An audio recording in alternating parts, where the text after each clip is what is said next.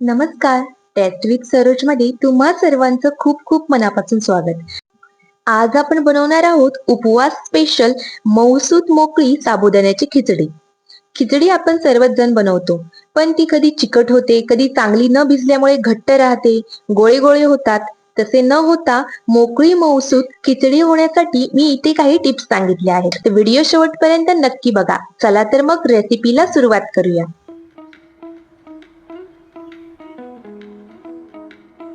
मी इथे 2 कप साबुदाणा घेतला आहे. तो मी कढईमध्ये घालून गॅसवर थोडा वेळ भाजून घेणार आहे. जास्त खरपूस भाजायचा नाहीये. फक्त सर्व बाजूनी चांगला गरम होईपर्यंत 2 ते 3 मिनिटे परतून घेऊ.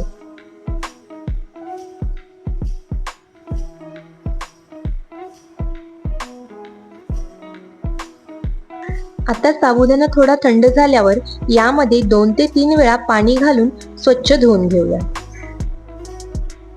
साबुदाण्यामधील स्टार्च सर्व निघून गेल्यामुळे तो जास्त चिकट होत नाही.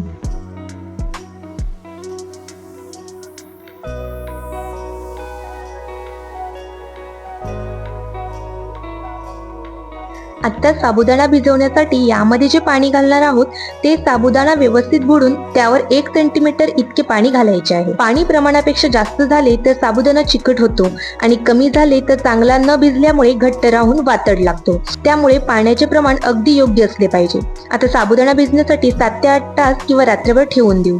तुमच्याकडे कमी वेळ असेल किंवा साबुदाणा भिजत घालायला विसरलात तर कोमट पाणी घेऊन त्यामध्ये साबुदाणा भिजत घालून किमान 4 ते 5 तास तरी भिजत ठेवावा. आता 8 तासानंतर बघू शकता साबुदाणा किती मस्त भिजला आहे. अजिबात चिकट नाहीये, एकदम मोकळा मोकळा आहे. याला हाताने आपण मोकळा करून घेऊ.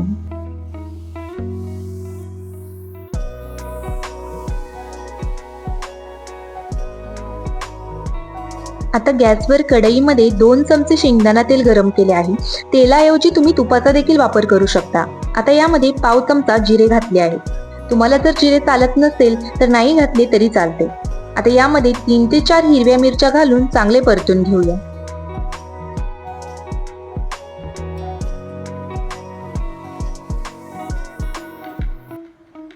आता यामध्ये एका बटाट्याचे पातळ काप करून घातले आहेत. बटाटा देखील चांगला 2 ते 3 वेळा स्वच्छ धुवून त्यामधील स्टार्च घालवावे.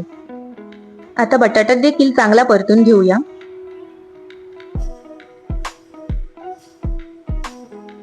आता यामध्ये बटाट्याला लागण्यासाठी पाव चमचा साखर व पाव चमचा मीठ घालून चांगले मिक्स करून घेऊया.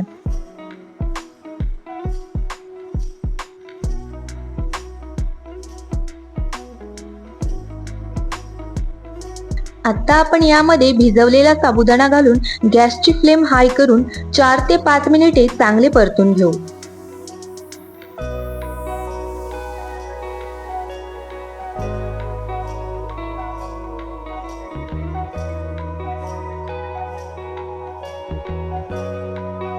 साबुदाणा शिजत आला की हळूहळू ट्रान्सपरंट व्हायला लागतो.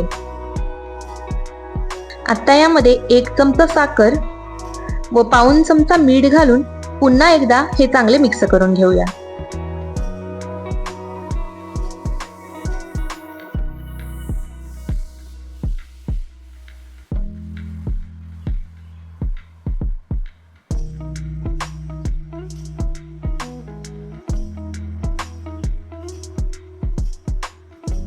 आता यामध्ये 1 वाटी शेंगदाण्याची कूट घालून मिक्स करून घेऊया.